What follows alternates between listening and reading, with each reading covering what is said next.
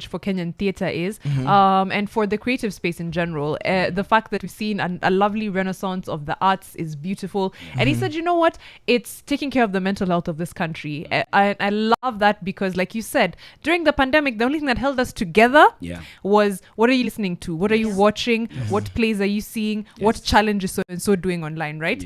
But there's also this idea, I don't know what to call it, stereotype of the tortured creative.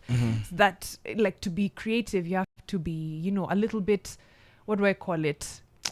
You know, sad, either coming from a place of hurt or something like that. Right?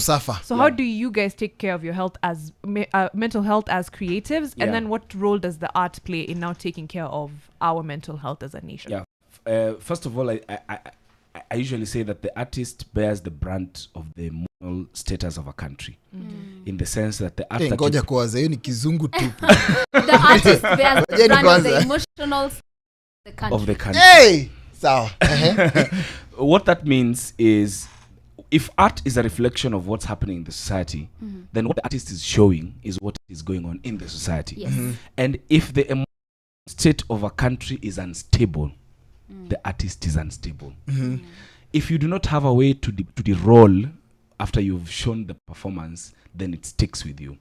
It's like someone who works in hardship areas. The things you see, they get to you sometimes. And that's what's happening with the artists, that they understand the situation of people in the country. They go through it themselves every single day. And sometimes they do not have a means or a way to get out of it. Like, for example, your finances are not right. Sometimes your mental state is not right. And if you are not careful, it takes a toll on you eventually. So what we constantly need to do, and I was very happy when I was watching people like Sauti Sol talking back, and they were saying that every single now and then they try to see therapists, you know, to have someone to talk to, because it takes a toll on you, whether you like it or not, whether you are a small starting artist or you're a big artist like Sauti Sol. At some point it will get to you, and you need someone to talk to. Naomi, what's your breath on this? Think of it as a chameleon. An artist is able to go anywhere and do exactly what that color is. So if the country is yellow, an artist is able to just blend in and become yellow.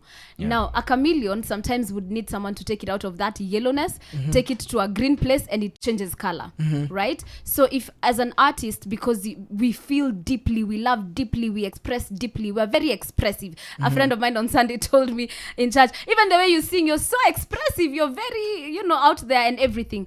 I told him, I'm an artist, I'm an actor. That's what I do. My work is emotions. I express. So if I'm not able to get myself out of that funk, if I'm not able to maybe go get an ice cream after a very sad scene and feel happy, I have friends who I can talk to and tell them, by the way, guys, I've done a very heavy thing.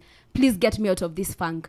And someone who knows you or someone who is your friend will tell you, you know what, let's do something. So a chameleon needs someone to take it out of some environment, or if it just is not able to walk by itself to go to another environment, you can have someone else hold your hand. So if you don't have friends who can do that, you can seek professional help. You can look for people who will help you get out of it. But it's also a technique maybe that should be taught to artists to de-roll, because you're not that person. I'm Naomimburuh, but when I go on stage, I become a totally and completely different person, right?